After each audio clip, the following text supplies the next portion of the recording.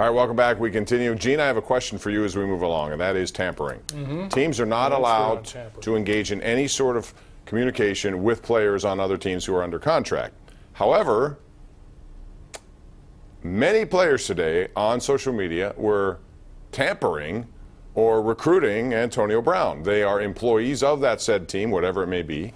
Is that tampering? Because you are an extension of that team, and you're encouraging him to go play for your team. We just went through this in the NBA where several general managers accused LeBron of tampering for making reference to some player or another. In the NBA, the players have a lot more power than they do in the NFL.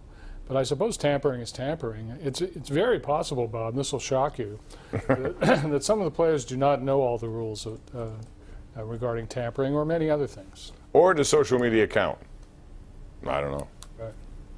Let's go out to line 1. That's Caddy. Hello, Caddy. How are you? Caddy. How you doing, Bob? All right. What's up?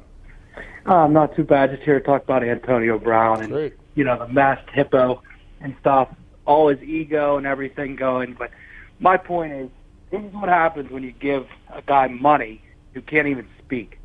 And well, I mean, he can. That has nothing to do with anything. You gave him money, and you're probably. Money and he acts like an idiot. Well, the bottom line is. You don't have to have money to act like an idiot. Right, that's true. And Ryan Clark said it.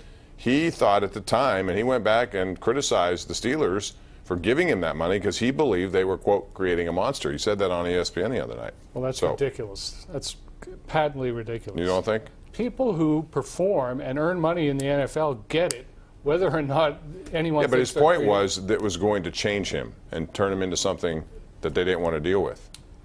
I don't know. Maybe that's true, but I don't think Ryan Clark has any latitude to make that statement. Aaron in Green Tree, you're up. Aaron, how are you?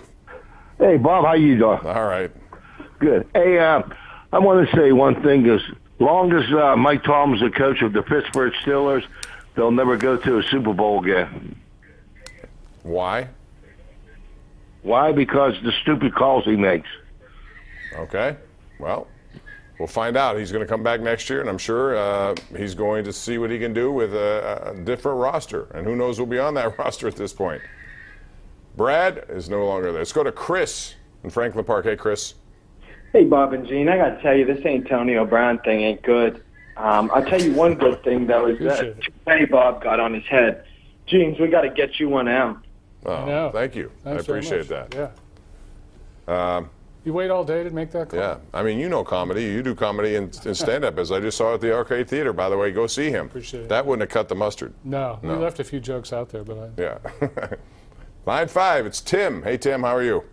Good, good. Good. Hey, it was the news of the day, AB. So I just feel this guy is immature.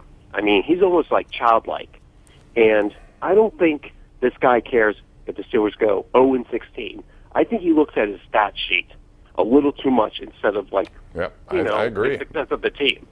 If you look at pass receivers, you got Terrell Owens and people like Randy Moss, who had kind of like, controversial characters and never won a Super Bowl. So I don't know if you can really win a Super Bowl with a guy like that. So I don't know. Well, I think you can. As I'm not going to look at this season and say he was the reason they end up not making the playoffs, because I don't think that's true. I think he had a really good year, 15 touchdowns, over 1,200 yards, over 100 catches. The one thing about Antonio Brown, he always puts up numbers, and Gene, he always will. I get the feeling. It's just that this whole, undercutting your team, maybe dividing a locker room, doing something because you're jealous of a 22-year-old receiver who wins MVP. I mean, if that's all true, then what's that say? It says you got to grow up, is what it says.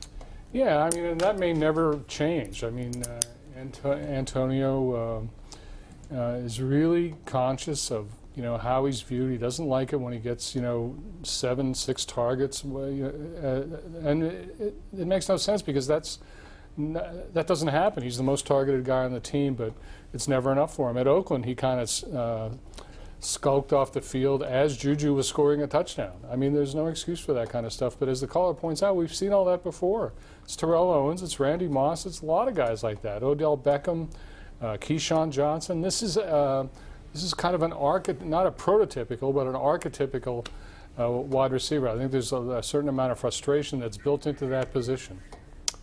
Well, the Nightly Sports Call.